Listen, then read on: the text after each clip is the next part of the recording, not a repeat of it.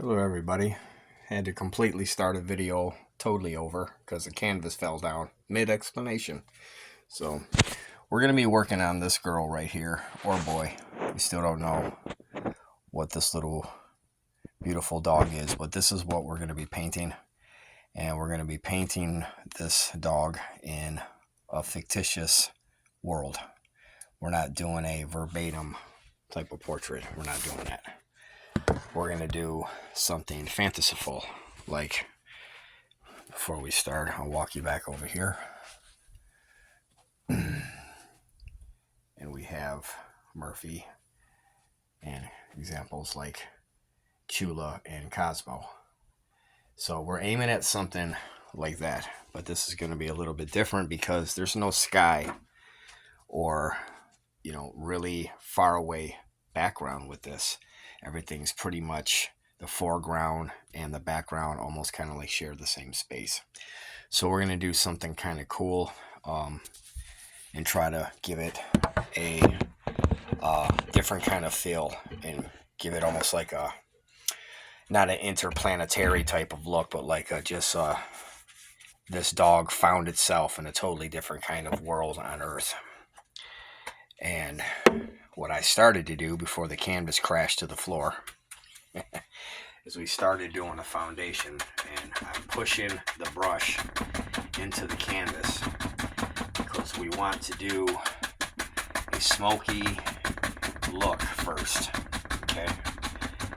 And I'm just starting out with colors that basically share the colors in that photograph.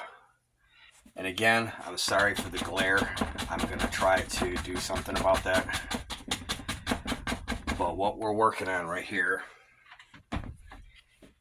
is merely a foundation.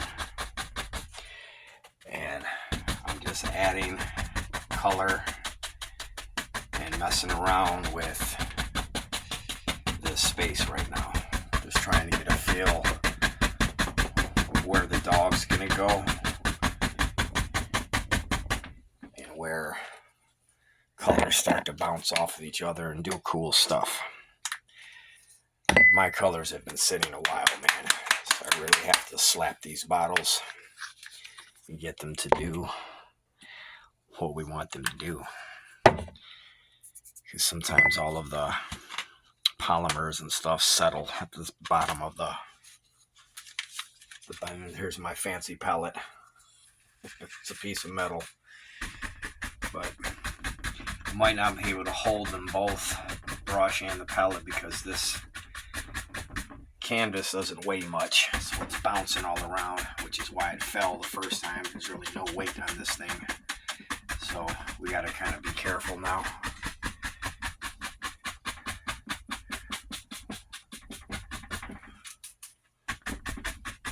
We're just fading out,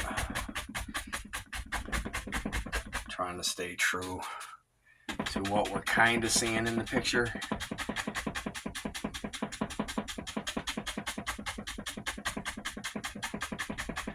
But all of this, what we're doing, is all going to play into each other further the painting progresses.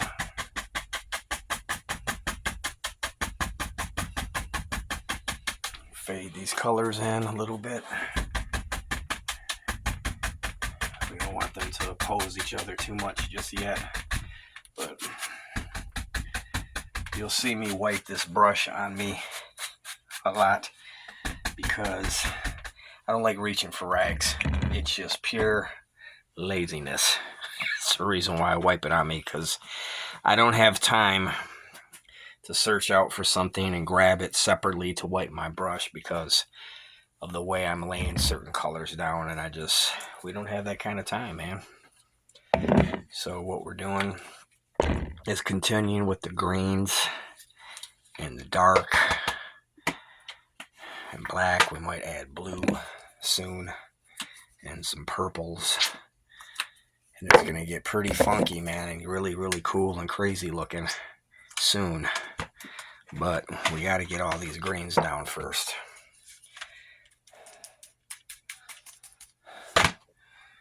Mix some purples in at the bottom.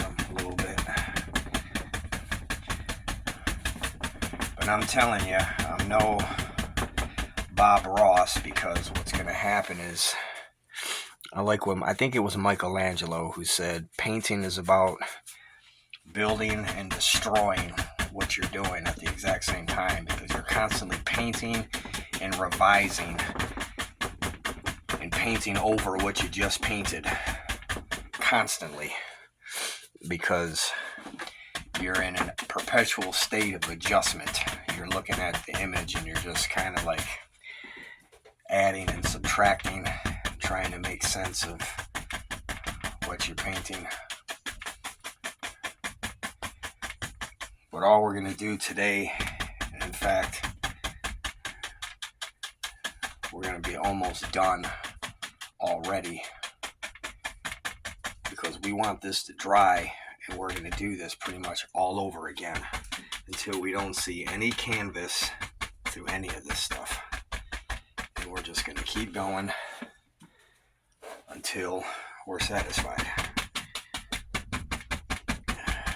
Right now, this is a good time. We're going to stop the video.